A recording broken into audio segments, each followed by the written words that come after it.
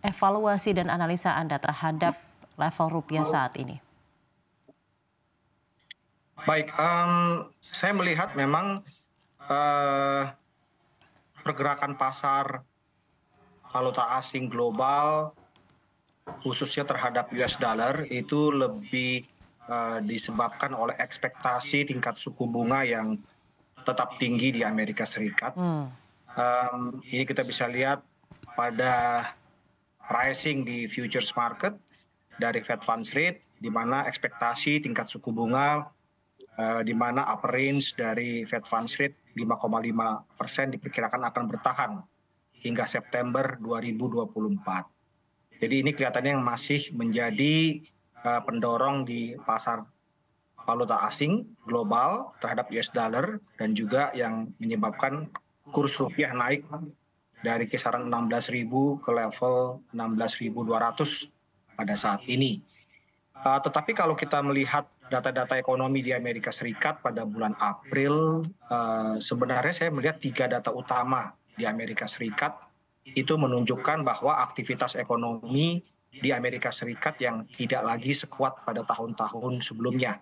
Kalau kita melihat dari awal bulan sampai saat ini, 3 data utama yaitu non-farm payrolls, kemudian juga inflasi konsumen, CPI, serta tingkat penjualan barang eceran atau retail sales growth di Amerika Serikat.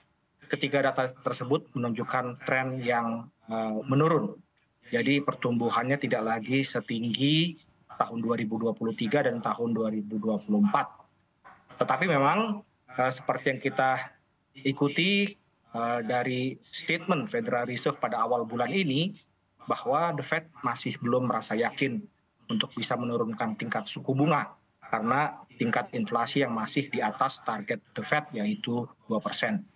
Demikian, Mas Afrina. Oke, baik. Terima kasih banyak. Tapi seperti apa analisa Anda terhadap kebijakan yang akan The Fed segera keluarkan, Pak? Mengingat juga kemarin rilis Q1 2024 dari GDP Amerika Serikat juga masih belum sesuai dengan harapan untuk menurunkan suku bunga. Bagaimana ekspektasi Anda terhadap regulasi The Fed untuk menurunkan suku bunga? Kapan hal ini bisa benar akan terjadi, Pak?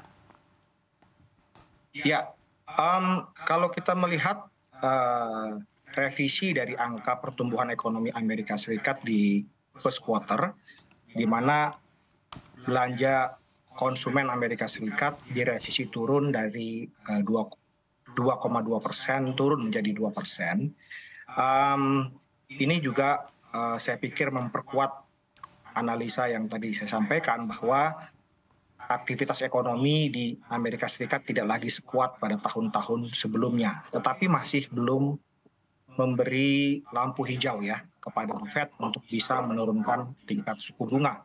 Jadi kelihatannya Federal Reserve merasa tingkat suku bunga yang cukup tinggi masih dibutuhkan untuk memastikan inflasi dan ekspektasi inflasi dari masyarakat di Amerika Serikat itu terus turun ke arah 2%. Oke, baik. Ekspektasinya kalau untuk penurunan suku bunga ini, Pak, apakah memang harus menyentuh level 2% seperti yang ditargetkan The Fed, ataukah yang penting terjadi tren penurunan saja baru sudah mulai bisa dilakukan penurunan suku bunga itu?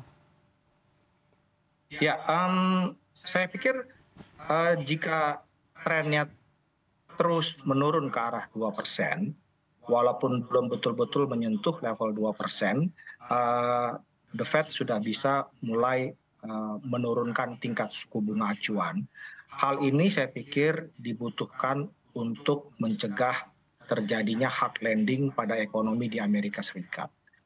Jadi yang saya pikir yang dikhawatirkan oleh investor global adalah jika net interest rate atau real interest rate dari US dollar terlampau tinggi, ini dapat menyebabkan perlambatan yang signifikan pada konsumsi dan investasi di Amerika Serikat dan bisa menyebabkan pertumbuhan ekonomi terkoreksi dalam, sehingga yang bisa terjadi adalah goncangan pada ekonomi di Amerika Serikat sehingga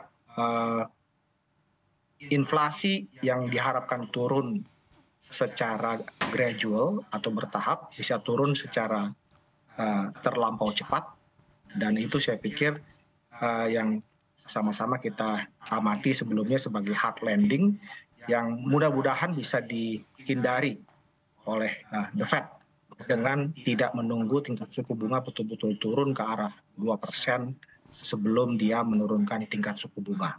Oke, baik. Pak Mika, apakah Anda ada ekspektasi sendiri terhadap arah yield US Treasury beberapa waktu depan dan potensi efeknya bagi arus keluar dana asing dari emerging markets? Baik, jadi memang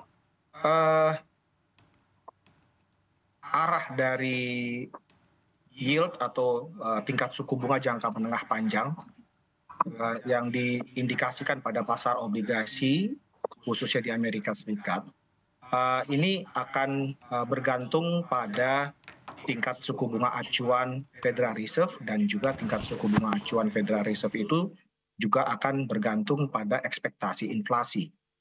Jika ekspektasi inflasi di Amerika sudah terkendali, kembali ke arah 2% atau di kisaran 2%, ini saya pikir juga akan mengurangi kemungkinan yield obligasi US Treasury yang tinggi seperti yang kita lihat pada saat ini. Sehingga arus dana asing pada negara-negara emerging itu bisa dihindari. Oke, baik.